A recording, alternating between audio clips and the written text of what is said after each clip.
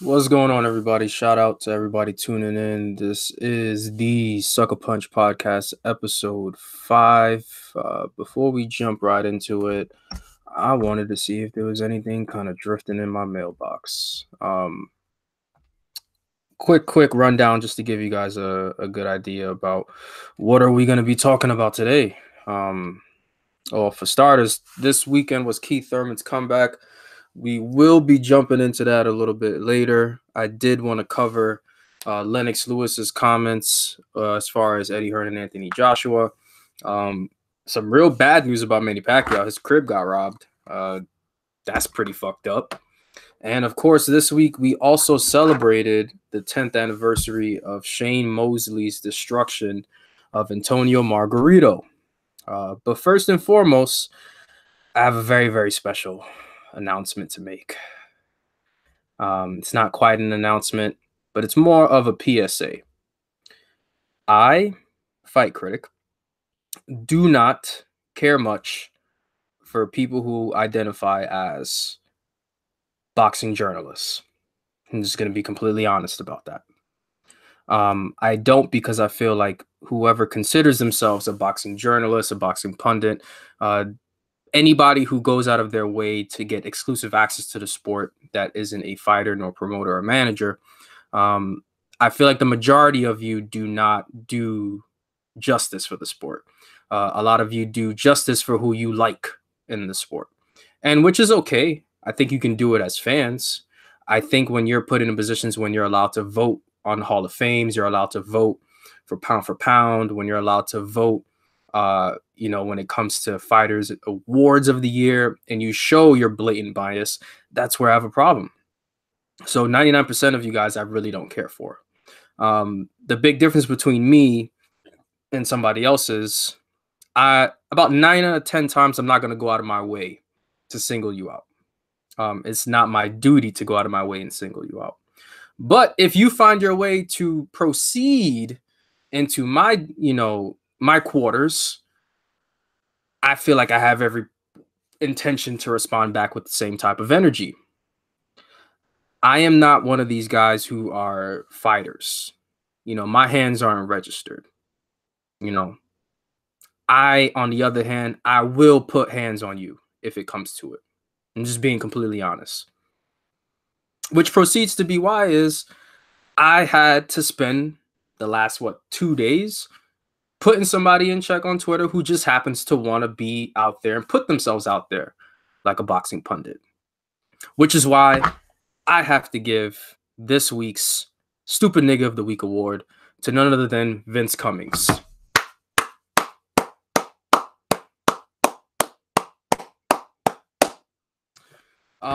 If many of you who don't know who Vince is, you're not missing much. I'm just going to be honest there. He isn't somebody who I would deem for you to find intellectual. He's not somebody who's smart. He's not somebody who has an opinion that really matters. He proceeds to suck off anybody who does have a horrible opinion in the sport, and that is where he gauges a lot of his audience from. But Vince felt he was gully enough to drift into my Twitter mentions. And I believe it happened, what was it, Thursday or Friday? Little did he know is I like to respond with the same type of energy. So I'm going to read you off a series of tweets of how we managed to uncover how much of a giant pussy that Vince Cummings is.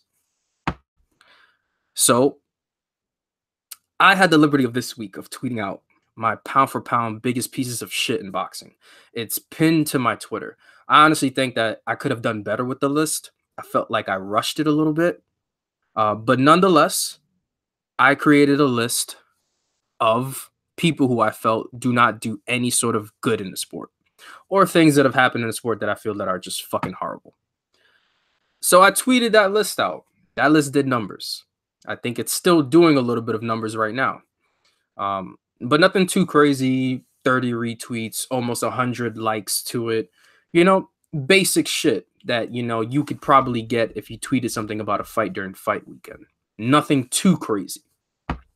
So, you know, of course, something like that gets tweeted out. A lot of people are going to take offense to it. I don't care, ultimately.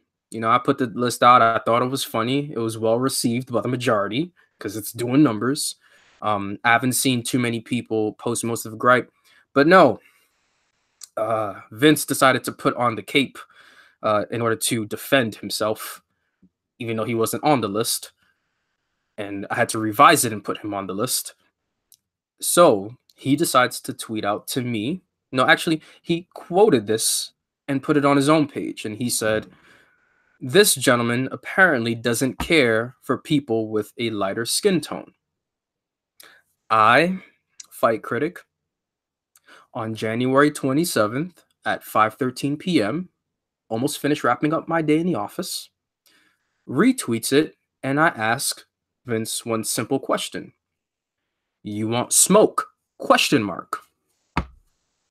I don't think I was out of line for asking for that. I feel like if an individual is going to say certain things of that nature, I don't feel a back and forth in which I need to defend myself as far as what I think about people is warranted here.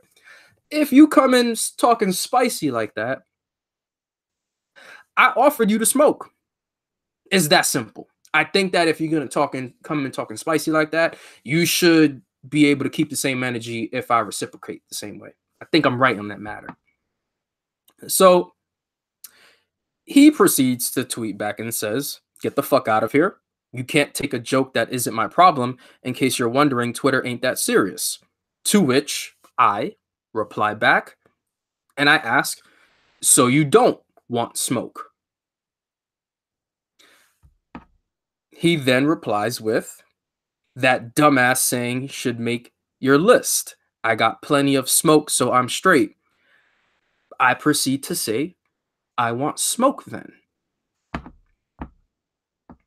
To which his reply is, "What are you looking for? Pre-rolls, dabs, wax, or just some straight old school flower?" That's not the kind of smoke that I'm referring to. And he knows that's not the kind of smoke that he knows that I'm referring to. I think we've gotten to the point where we can see that there's a little bit of dancing around and diversion because somebody realizes that he's not about that life. And the person on the other end is about that life. I respond saying, "Nah, comma, I want to run that fade, homie." I think I'm very, very, very specific when I wrote that. To his reply, "Well, I'm balding on top, so I'm not sure I would look good with a fade, homie." To which I reply, and now I get very, very specific. "Ain't nothing that a butt 50 can't clean up." I don't think you can get any more specific than that. I think that if I've taken it to that, you know, that far, that I think I know what time it is. So I didn't get a response. He left the response there. Now, I think it was J-Ro saw the thread and he replied, and because I think somebody asked, somebody called me on and said, "Oh, you know, I bet $1,000 that Michael Montero can kick your ass." And I said, "I would love for you to set it up, but Michael Montero has blocked me for over a year now." And I kind of left it at that. But J-Ro asked, you know, how old is Vince? How old is he? So Vince says, and I said, you know, I offered him smoke. If he's going to talk that wild, I offered him the smoke. I said, hey, if you got a problem and if you felt some type of way about my list, allow me to solve all your problems. I think that's the least I can do here. So he replies and he responds by saying, you know, he's 37. I know what dude is saying. I just don't give a fuck about somebody who goes on Twitter and asks people if they want smoke or to catch the fade. That's faggot shit where I come from. Now we're getting specific. I reply back and I say, I offered you the fade. You declined, but I'm the faggot, question mark. You must be from somewhere where being a pussy is held in high reward. Now he thought I was supposed to say high regard. I meant high reward because you seem to be on top of a mantle and feel confident here, even though you are displaying actions as a pussy. So he replies back and he says, how long you gonna keep going with this dumb shit? I didn't call you a faggot. You're doing what you're doing is faggot shit. Yeah, I want the fade. Let me hop a flight to where you are so we can settle this, dumbass. I said, I'll be at the Barclays tonight. I don't think that was so, I don't think that was so out of the norm for me to say, I'll be at the Barclays tonight. So he replies, ha ha, if I was going to that fight, I would meet you for a drink. Because I said, hey, we could solve this and I'll buy you a drink afterwards. I will not pay for a ticket in a hotel room to drive 5 hours for those fights. Did you get comp tickets or get paid? And I said, I never said I was going to the fight. I said I would be at the Barclays. You asked for a destination, and I thought it would be fitting. To which he replies, again, I was being sarcastic. I wasn't really asking you for a destination. Let this be a lesson to a lot of people who want to claim themselves as boxing writers or pundits or people who want an opinion on the sport, and they say reckless shit to everyday people like myself. I'm not one of these fighters. There are no repercussions for me. My hands aren't registered. You will get your ass beat if I do catch you. I'm just being honest. So yeah, I felt I had to get that out of the way exclusively early. Now I do want to shout out people who are just joining us. We have Omar, who said, hey, what's up, Omar? How are you? How's your day going? We have El Hitman 606 that says, fact, Montero is allowed to vote on the Rings Max pound for pound list, says all about his credibility. Absolutely, which is why I keep telling people that Dougie Fish is a dumbass. Because in what world does a guy who is a soap cop allowed to be a writer for Ring Magazine? For years, it took so much for people to be, it was considered the upper echelon to get you to Ring Magazine. You would start out and you do a lot of work for these news organizations. And then when you found your niche sport and you're able to write, then you got to Ring Mag. The fact that anybody can join Ring Mag now, and you've got people who are writing hit pieces that get, spotlight on Ring Mag, is getting very pathetic. And as always, I got to remind myself not to take Ring as credible as they should, because they have fucking Ronda Rousey on the cover of that shit.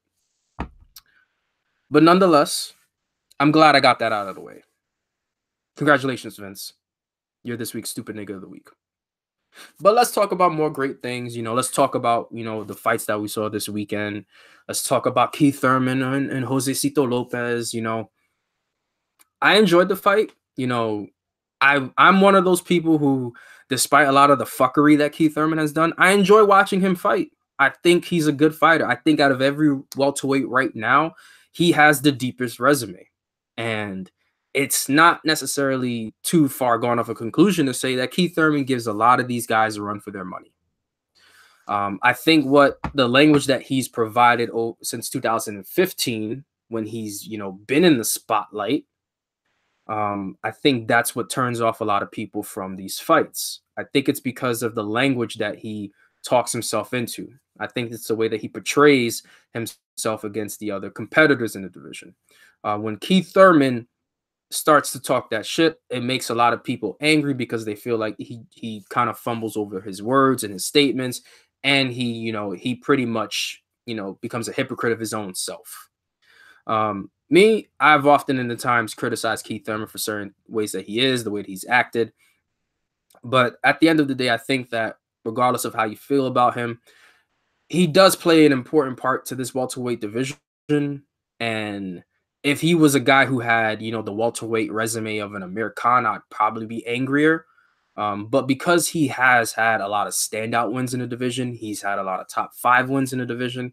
And I still think he feels that he doesn't get the respect that he deserves because of it.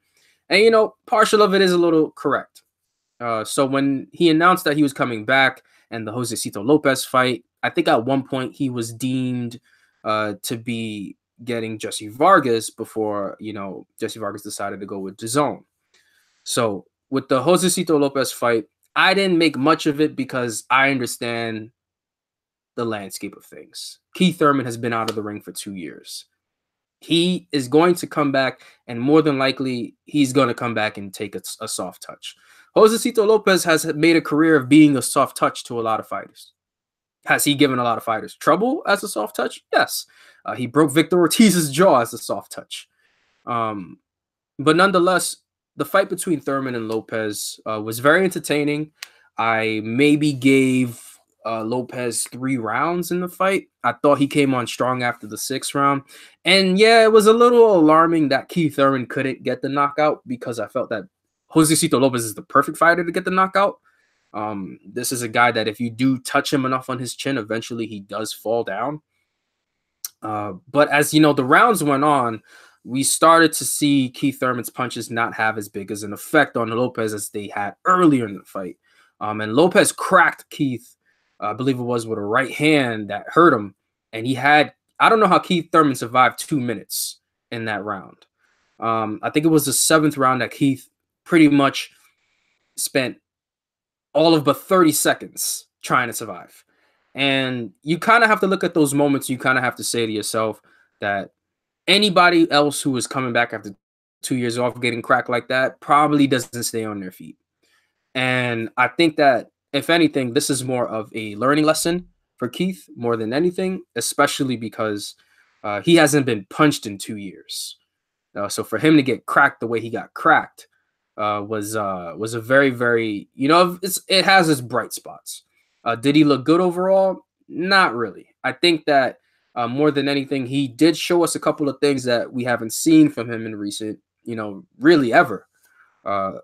Case point and example, the hook that he threw that dropped Josecito Lopez in the 2nd round. Keith Thurman isn't a guy who gives you that short hook. I thought it was very interesting that he threw the short hook after the right hand. It's just not something I expected from him. I thought that him trying to counter Josecito Lopez rather than being first was very interesting. And I even made like a little joke tweet where I said that, did Keith Thurman really take off 2 years to try to be a counterpuncher? But for me, at least, it was entertaining to see Keith Thurman actually use those aspects to his game. He wasn't trying to do something in which he was trying to overextend himself.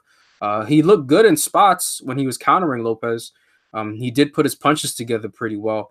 I just felt that for him, and what bothered him more than anything was, number one, he didn't throw more left hooks, which is what I felt that could have done it in, because Lopez was throwing these overhand rights, and when he would miss, he would be wide open. And I'm just thinking to myself that any other guy that's like a top 3 welterweight makes that adjustment. Maybe because Keith's been out of the ring so long, his reflexes and his timing isn't quite where it should be yet, and maybe that will take some time to work itself to. But I also felt that for Keith, he spent so much time moving laterally, I don't think he ever really got a chance to sit down in his punches. And we've always seen Keith Thurman always be the guy that, sticks his grounding, puts himself on that ball point of his foot, and he starts to, throw off right hand combinations so that this way he can hurt his opponent. We've seen him do it to Danny Garcia. We've seen him do it to Sean Porter. We've seen him do it to Robert Guerrero. We've seen Keith Thurman sit down on his punches and really, really learn to really, you know, execute at times, really throw power shots. And you just weren't seeing those power shots in the fight with Josecito Lopez, hold and you wait. He kept moving side to side. He was throwing punches to kind of pretty much fend off Lopez, despite the fact that Lopez was the aggressor for the majority of the fight. And I felt that he was throwing punches just to throw punches at times, and it was kind of worrying at times, because it just felt like Lopez was just like, all right, he's throwing all these punches, they're not really having an effect, but I need to create an opening to land his right hand because I know I can hurt him at least. I thought Keith Thurman's defense to his body was a vast improvement. We've often seen Keith Thurman get hurt to the body, and for him to take the body punches that he did and not react the way that we would normally expect him to, it was something that I felt that was a vast improvement. But he kept backing up in a straight line, and that was the big thing. And I think that's what will probably get him in trouble should he, in his next fight choose to want to take on, a top 5 welterweight. Me personally, I'm not going to be upset if he takes another filler fight because I think that there's a lot for him to rework in that position. And I think for out of any, welterweight that is relevant this year, he still has, the best wins as of recent in the division. I think that the long-term goal is to get him to the Pacquiao fight. I think when you look at the fact that his numbers, as far as his rating numbers, are probably the best among any welterweight right now. And I think that him versus Pacquiao just seems like a more streamlined fight. I think the only thing that can disrupt that pattern is the Errol Spence-Mikey Garcia fight. If that fight pretty much, creates a huge opportunity for Pacquiao to fight the winner in a potential super fight, I think that's probably going to be the only fight that could probably ruin a Pacquiao-Thurman fight, but I don't quite see it. As well, Keith said that if he says that he's going to fight any unification, it would be for the WBC. So maybe it may work out in his favor that Pacquiao fights the winner of Spence versus Garcia, and Keith Thurman, maybe after a second fight, he fights the winner of Porges versus Ugas. The Ugas fight is coming up pretty soon, though. I think they announced the venue. But moving right along, we'll get into a little bit more news about Keith Thurman versus Josecito Lopez. I'll probably bring it up a little bit when I talk a little bit about Pacquiao, but let's talk a little bit about Lennox Lewis. Of course, Lennox Lewis is probably, at least arguably, one of the top 5 British fighters in their history as far as boxing. Arguably, if you want to argue top 10, argue top 15. I think what I'm saying is Lennox Lewis is that dude when it comes to reflecting on fighters of the past, accomplishments, what they've done as a fighter. Lennox Lewis has won the heavyweight championship, I believe, 5 to 6 times. He's been undisputed heavyweight champion. He's been an Olympian. He's won a gold medal. He's beaten every man that he's fought in the ring and avenged every defeat that he's had in the ring. And Lennox Lewis isn't one of those guys who many people feel you can criticize for having an opinion. And the reason why you can't is because he's done it. I think a lot of people tend to mix up Lennox Lewis and his words for criticism and hatred. Oftentimes, if a fighter doesn't like somebody and they just have everything to comment about them, as far as like the way that they dress, the way that they talk, that can be seen as hating. I think when a fighter criticizes another guy for not taking certain opportunities, for not, being the way that carrying himself as a champion should carry, I should say, that's when things become a little bit more transparent. And that's when it's saying that Lennox Lewis holds Anthony Joshua to a higher level as far as somebody who is a fighter, a boxer, a champion. He holds Joshua to such a high level that he's willing to criticize him and put him in that position. I think a lot of people, when they see that, they construe it for essentially hatred. And I think the big reason why they do it is mostly because they don't understand Lennox Lewis's opinion when he's talking about these things. Lennox Lewis is desperate to get an undisputed heavyweight champion. He understands the premise of Joshua and the fact that Wilder and Fury are tied up. Lennox Lewis, being a lineal heavyweight champion in his day, understands that not Lewis, but Wilder and Fury are fighting for something that's a little bit bigger than what's being presented in front of them.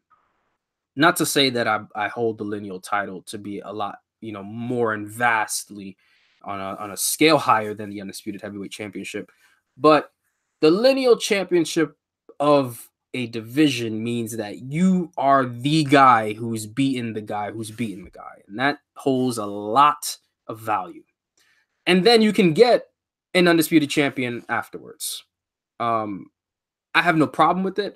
I also think that those two guys taking that fight means that they want to be in a position where they can make more money going into the Joshua fight. It makes sense overall. It was an entertaining fight for when it was entertaining, and many people expect this rematch to be entertaining. Whereas on the flip side, Anthony Joshua is probably going to fight Dillian White again, and many people scratch their heads. And Anthony Joshua's, his way of building himself and saying he doesn't need to fight in the United States. He can do and control everything from the UK. He can build his legacy there. And then you have Lennox Lewis who says, no, you got to fight in the States. There is too much of a rich heavyweight boxing history here in the United States for you not to want to fight in the United States. There is way more avenues for you to be more marketable and make more money fighting in the United States. There is way more opportunity for you to be around more people who are willing to open your mind to the potentials that you could make off your own brand that is in the United States. You're not going to get much of any of that fighting in Wembley Stadium. You're going to be succumbed by an economy that makes half of what that big boxing economy in Vegas makes. And a lot of people are struggling to grasp that reality. They truly believe that they don't need to fight in the United States. And whether or not you're British, you're Mexican, you're Puerto Rican, you're Cuban, you're from Russia or from any Eastern European country, you're Japanese, you're Filipino, you're Chinese, you're from the continent of Asia overall, or whether you're African from that continent overall, every big name fighter, regardless of how much of an appeal that they've had, there's something alluring to them about coming to the United States to fight in a championship fight. There's something alluring about knowing that you can step into possibly the richest situation that you probably ever have. And you can take that and you can go back to where you were and be able to afford things 10 times over. Anthony Joshua is a multimillionaire. He's made a vast amount of money. But what he hasn't been opened himself into is the fact that there is an economy willing to pay more than double his value. That is how much he is missing out on. And Lennox Lewis has often been very vocal in letting them know, like, hey, I could have taken being the best heavyweight in the world and went back and fought in my home country and fought and reeled off these wins in my hometown. No, I stayed here in the United States because of the appeal of these fights. The fact that you have all the media here. You have people who are willing to spend money to come here. There are people who are willing to do everything at your whim here. And how could you not want that? And of course, Eddie Hearn took it as disrespect. Now, Eddie Hearn's biggest issue is Eddie Hearn believes he is just as important as fighters. If you see how Eddie Hearn carries himself, if you see what his opinion is about, if you see how visually he is in the media, you would think Eddie Hearn is a fighter. A lot of these people, they really don't find much of an investment in Eddie Hearn. I'm not talking about fighters. I'm talking about businesses. They see Eddie Hearn as an opportunity for them to step their foot in. And for some of them that don't, they take a step back. Now, for Eddie Hearn, I think Eddie Hearn's biggest issue now is I think DAZN has found its home, figuring out that, maybe Canelo is the better route. Because if you notice and if you look at a lot of things going on, as far as like DAZN and themselves, Eddie Hearn was supposed to have this quote unquote budget of $1 billion for 8 years. When they announced the Canelo Alvarez signing, they also announced that they entered a partnership with Golden Boy. They would have access to Golden Boy's library. Golden Boy would get a certain amount of fights per year, but nobody mentioned what was Golden Boy's budget. We know what they're paying Canelo Alvarez, and we know that that money is a separate money from the overall, $1 billion. But nobody has come forward and told me what's Golden Boy's budget for their fights. Nobody told me what was Golden Boy's budget last night for the Munguia card. Yet, people are telling me Eddie Hearn has all this money at his disposal. Cool. They just signed Sorang Vasai. Whose money, whose budget is that coming out of? They're looking to make exclusive deals with fighters. Where are those, where are those dollars coming from? And when you do the math overall, if Eddie Hearn's gonna have $1 billion for 8 years, and he's gonna be able to spend at least $7 million a fight, because that, not a fight, but a card, he's supposed to have $7 million a card to make it, then he's already spent 2 shows on Danny Jacobs' purse versus Canelo Alvarez. Because the rumored Jacob purse is $15 million. That means that Eddie Hearn has already cut away 2 cards, actual cards that he was going to have a budget for, and he's put it into the Danny Jacobs versus Canelo Alvarez's fight. Canelo's still going to make his 36 mil, Is it 36 mil, yeah. But now you've made Jacobs versus Canelo a $50 million purse fight, which is ridiculous. But you've sacrificed funds for multiple shows to now create it. Is it worth it? Especially because this isn't a pay-per-view fight. You're focusing off the strength of getting subscribers to tune in to get this fight. If you are going to ask subscribers to cover up to getting somewhere up towards to cover that purse, that's an enormous amount of subscribers you're going to need. And I think it was I tweeted this and somebody said, this would be fine. This will be fine. They're able to, sustain, 1 million to 2 million subscribers per month. And I'm like, yeah, but look at so many people who deal with subscriptions. Look at the market that already exists for subscriptions. There's a reason why CBS spends 50, what was it, like CBS, Fox, ABC, in total, they spend $50 billion on football. There's a reason why the NBA, they get what, $30 billion deals, from TV broadcasters. And then you think about the aspect of the Zone, who is strictly just streaming. And the fact is that having 2 million subscribers ain't shit when you think about it. 2 million subscribers spending what, $10 a month. That's not going to do much. You got cost. You got to pay these guys. You got to pay for production. You got to pay for media. You got to pay the people who own the business. And then you got to think about the aspect to other people who've pulled away from boxing. HBO had 25 million subscribers, upwards even over it at times, paying close to $15 a month just to hold their package. HBO would be making $500 million a month in revenue, not profit, but revenue, because they have a lot of costs associated to it. And even they were shrinking their boxing budget, even though overall their subscriptions brought them $500 million in revenue per month. Now, you take DAZN, which is a 2 million subscriber, platform, and you think about the fact that they want to put so many sports on. They want to put, soccer on. They want to put, boxing on. They have Bellator. They have all these things going, and many people believe that, they're going to be sustainable. I don't quite see it, because it just seems that you are spending too much and your initial spending is not working. For Canelo Alvarez, he has nothing to worry about. He's getting paid. But when you think about Eddie Hearn, and you think about the fact that he announced this big $1 billion budget for 8 years, and having $7 million to spend on each card that you're going to get, and having to fork over the actual, cost of 2 cards that you were looking to spend, and you have to put that into a one fighter purse, that's not good business.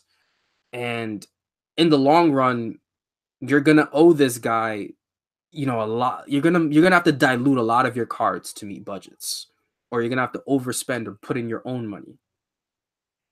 So I think honestly, the bright thing for Eddie Hearn to do is, should the winner of the winner of Anthony Joshua versus Dillian White rematch fight the winner of Deontay Wilder and Tyson Fury the rematch, you're gonna have to figure out a way to make this work television wise. Because if there's one thing for sure is Wilder versus Fury on Showtime didn't cost Showtime anything. If anything, it made them a lot more money for their budget. Because you're talking about a pay-per-view that made $24 million in revenue. Showtime gets 10% just for being the network that holds the broadcast. So they get almost $2 to $3 million. And the fact that they get a surplus of that, they don't really have to spend much on their costs as far as like production and all those things. Because a lot of the times, the only time it becomes a real strength is when they have like all these exclusive fighter deals, and they don't. Whereas with the Zone, you guys are suffering the cost of everything as a streaming platform. You know, it's much different from ESPN. I think ESPN Plus is probably in a better position than the Zone, because they have ESPN behind it, and you're not going to outspend Disney. You know, Disney has crazy money. And I had to explain that to this guy, and he's like, nah, they're going to be able to do this. They can afford this. I'm like, dude, if you think that, football is going to end up on the Zone, that's a very, very strong opinion to have. The NFL is on a current, 7 to 8 year deal that's worth $50 billion as broadcasting rights. That's enormous. Boxing on the same scale is only going to get $1 billion as a budget. It's different ball games, different types of money involved. Floyd Mayweather is a vast anomaly when it comes to the boxing game, and a lot of people tend to forget that. But yeah, I thought everything that Lennox Lewis said about, Anthony Joshua and the way that he should be approaching things I think it was spot on. I think everything was 100% correct. And I think Brian mentioned that Munguia's budget was, it definitely looked like $50. I'm not going to lie to you. It definitely did. I know Takashi Inoue put up a good fight, and I was really pissed off at those scorecards, to be honest. But they say he can get up to 15 million. Yeah, honestly, I think Jacobs is gonna get up to that much. Because Eddie Hearn couldn't afford not to re-sign him. Is what I feel about it. And with Canelo, of course, he's gonna make that 32 mil. It's tough. And L Hitman 606 says, I heard Dillian White might be signing with Al Heyman. Well, that's the talk of the town. A lot of people know, like I talked about it last week, that he was in Vegas for the Pacquiao Broner fight. Word in the streets was that he was taking a meeting with Al Heyman. And me personally, I'm like, yo, that'll be funny. It's not the first time that a fighter has had issues, dealing with Eddie Hearn, that went out and got Al Heyman, and Eddie Hearn had to come back and make the right offer. A really good example was Carl Froch. Even though Carl Froch was not under Matchroom, when Eddie Hearn was having Scott Quick prance around with a 1.5 million pound paycheck, saying this is the most money you'll ever make, you'll get this fight, and Carl Froch was like, this fight is gonna make 10 million pounds. Why would I want only 1.5? And I'm the guy who is the guy, and I'm the guy who's making the more in this situation. I'm the guy who has the bigger appeal. I'm the guy that people are coming to go see, And for Eddie Hearn, like, he thought that 1.5 was going to be enough, and then Carl Froch goes out, gets Al Heyman in his corner, comes back, and Carl Froch made way more than that 1.5. Rumored he made way more. And I know a lot of people are probably they sat there and they realized it's a different ball game when you got a different guy in your corner. And I think that's what Dillian White is probably aiming to do here. I don't think he necessarily wants to not fight Joshua. I just think that he wants a little bit of extra insurance when it comes to negotiating this deal. And I think that that's why he wants to reach out to Al Heyman, because he's seen Al Heyman do it for fighters like Carl Frampton. Wow. It was Carl Frampton. But Heyman also did it for James DeGale. When James DeGale got his highest payday when PBC first came out, when he got the Andre Dirrell fight. James DeGale got paid 1.5 mil. There's more money than Eddie Hearn had ever got him before it. And James DeGale steadily was getting those paydays because he had signed with Al Heyman. You know, he'd stayed in the States. He had built up, you know, a lot of the money that he earned. He fought a lot of, you know, really high level fights. And he's not going to get even almost close to about or even more money, you know, fighting, you know, the Eubank Jr. fight, you know, in the UK. So I think for a lot of people, they tend to forget that a lot of these guys who reach out to Heyman are reaching out for more negotiations more than anything and how to maximize their money. One guy who needs to start doing it, though, is Manny Pacquiao, considering that apparently for the Adrian Broner fight weekend, his crib got robbed. That's a tough spot to be in. Apparently there are people that broke in and he took valuables from Pacquiao's Los Angeles home. I think it's Los Angeles. Don't quote me on that. But yeah, I thought that was very, very weird that, you know, Pacquiao's crib got robbed. Plus, I mean, it's not necessarily out of the question considering Pacquiao hasn't had the ability to be in the United States for quite some time. He's also working with Al Heyman to alleviate a lot of his tax situations here in the U.S. And at the same time, Manny Pacquiao is still a very recognizable name in the sport as well as just in entertainment. So not quite out of the norm that his crib got robbed. I know there was a lot of, you know, jokes around it. You know, Adrian Broner said I was doing it for the hood, and people said the hood got to Pacquiao's crib. It's just gonna happen. I just say for Manny Pacquiao, you better have more security, more than anything, or at least move out of Los Angeles if you feel like if it's dangerous where you're at. But last but not least, let's talk about a very special fight that holds a special warm place to me, I should say. And that is the Shane Mosley Antonio Margarito fight that took place 10 years ago in 2008. Well, 2009. Yeah.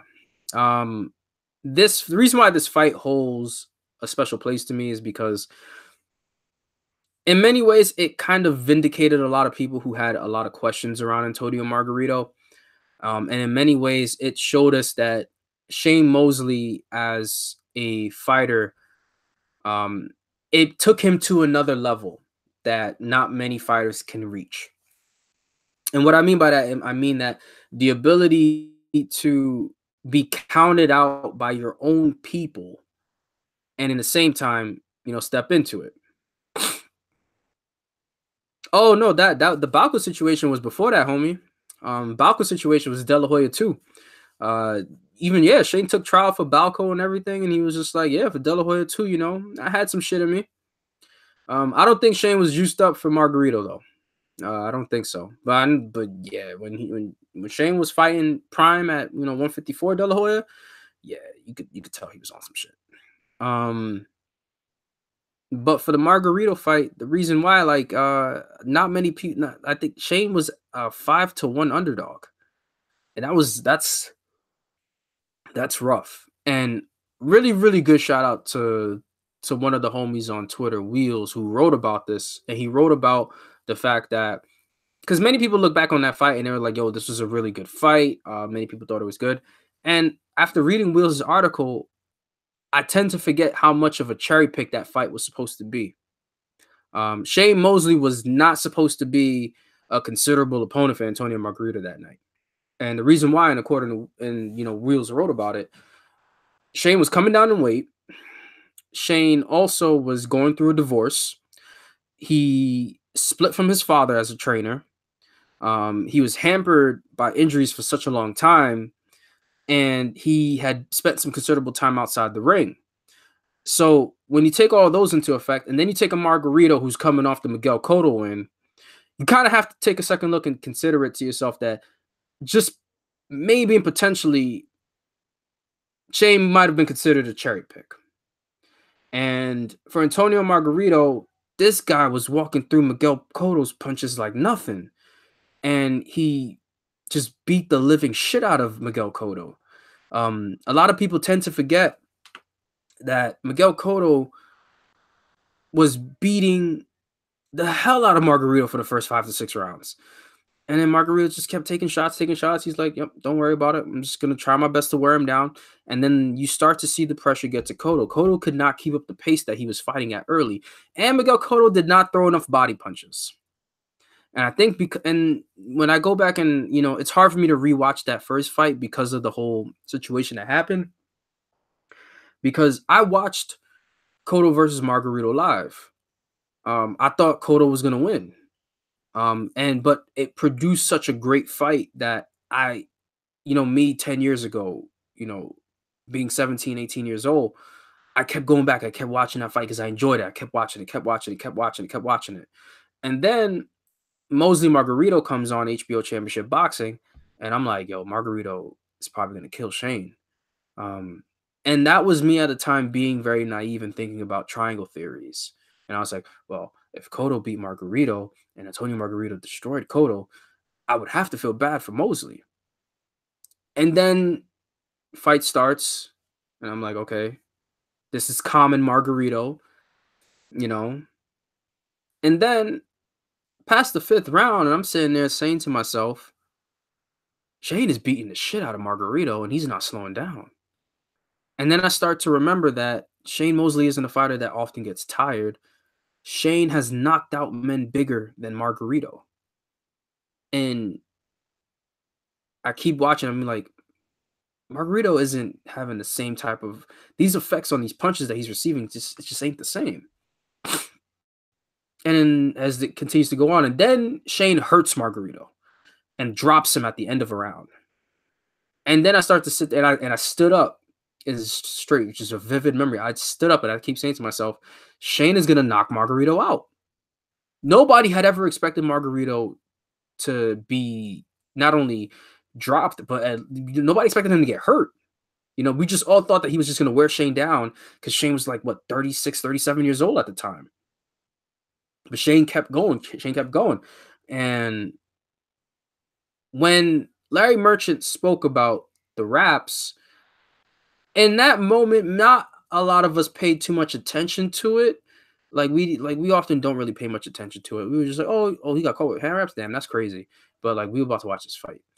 But then I go back and I re-watch the fight. And I look at the way Margarito's punches were landing and the fact that they didn't have much of an effect on Shane. And this was a Shane who had fought a Miguel Cotto, who Miguel Cotto had gotten Shane's respect from power punching. And yeah, same thing. I remember when Paul Williams was pissed off. Paul Williams won because Paul Williams was signed to Lou DiBella. That's why he was pissed off. Why do you think that they forced Paul Williams to fight so quickly after those fights? As far as the WBO, the WBO was moving quick to get Paul Williams off that strap. But yeah, it just seemed so real bizarre to watch that fight and then go back and you watch everything. And yeah, I know a lot of people are like, oh, you have to question, it's like you can just question that fight, but how do you know it did this or that? Look, anytime I feel like a fighter gets caught cheating for some shit, I have to look at everything prior to the cheating and I have to question it. That's always been my take on things. When it comes to him having plaster in his hand wraps, I have to think about the Cotto fight. I have to think about the Kermit Cintron fight. I have to think about the Paul Williams fight. I have to think about the Sergio Martinez fight. I have to think about all these fights that made Antonio Margarito what he was and if plaster was involved into it. You don't just wake up in one fight and just decide to put plaster in your hands and go out and fight. There has to be a repetitive behavior behind this. And the fact that Shane and Nazim Richardson, who had a knack for being super well informed on how to wrap your hands as a boxing trainer, I feel like every fucking boxing trainer should honestly really spend time understanding how wraps work. But the fact that they did so much of that and they caught it, still to this day, I still think that's always been the biggest highlight for Nazim Richardson. I know a lot of people like to bring up Trinidad. There is no way you can compare Margarito and Trinidad at all. And even Nazim Richardson, who was involved in both situations, said you can't, do it. What Felix Trinidad's error was of wrapping his hand was the style in which he wrapped his hands. And the fact that they felt that because it didn't fit the New York State Athletic Commission's guidelines. However, if you had put Trinidad in the Florida State Athletic Commission, Tennessee State Athletic Commission, California State Athletic Commission, Nevada State Athletic Commission, the way he was wrapping his hands was all good. Felix had fought in 7 different commissions, and if he wrapped his hands the same way that he wrapped them in New York, it would have been legal. The fact that he wrapped it in an illegal style is what Nazeem Richardson's issue with. Antonio Margarito got caught with plaster in his hands. That's not a style error. That's just doing, murderous shit. And I'm kind of a little bit, shocked that he only got a 1-year suspension. The sport of boxing is very cruel, and many people believe still to this day Miguel Cotto's career took a different direction because of that Margarito fight. Now, I'm happy that Cotto, years on, got his revenge, and he, of course, became, the only guy to become Puerto Rico's 4-weight world champion. But many people tend to forget that Miguel Cotto was going to be the next Felix Puerto Rico back on the map. He was going to be the guy who was going to be this relentless Terminator puncher, very well skilled in the ring, great jab, vicious left hook. And then he walked into the Margarito fight, and it forever changed him. Cotto spiraled on. He lost his father. He switched trainers. He, had a lot of personal things outside the ring that he was dealing with. There was so much going on with Miguel Cotto, and the Margarito fight was the tipping point from it. He had some very poor performances. He had to deal with having to go down to 145 pounds to fight Pacquiao, and Pacquiao stopping him. He had to deal with so much adversity later on in his career that many people got upset the way that he ended his career. And albeit he didn't go out the way that we'd like for him to go out, I think if we went back and that night would have been different. I think that if it wasn't Nazeem Richardson, but if it was, Angelista Cotto catching those raps, I think boxing would have went differently. And I think for fighters like Antonio Margarito, he was never the same after the Mosley fight. This was suddenly a guy who couldn't punch, and he couldn't punch people the way that he could have punched before. This is a guy who was taking absolute beatings afterwards because guys weren't succumbing to his pressure and power. So yes, the Mosley fight is a fight that deserves its place in history more than, a lot of things are deservedly in history. It was the clear, definitive point that Antonio Margarito and everything that he had built up to that moment should be questioned. And for Shane Mosley, it was probably the best one of his career. But that's how I'm going to end this off tonight, guys. Thank you guys for tuning in. If you guys once again have any questions, be sure to send those questions to fightcritic@gmail.com. Just to give you guys some insight. I don't know if I'll do a show next week, but because there's so many fights that have been going on, I'll continue to readjust and see how they go. Just depends on if there's a lot of really good things that are going on this week as far as the sport of boxing, and like if a lot of news gets announced. That's if I'll consider doing it. I usually like to do only just these type of podcasts or live streams when it is a fight week, or if it's a big fight week, or if it's a fight that I care about. Didn't really care much about the Thurman Lopez fight, but it is Keith Thurman, and it is him coming back to the division. And like I've told most people, Keith Thurman versus Errol Spence, Keith Thurman versus Terrence Crawford, Keith Thurman versus Sean Porter in a rematch, Keith Thurman versus Manny Pacquiao.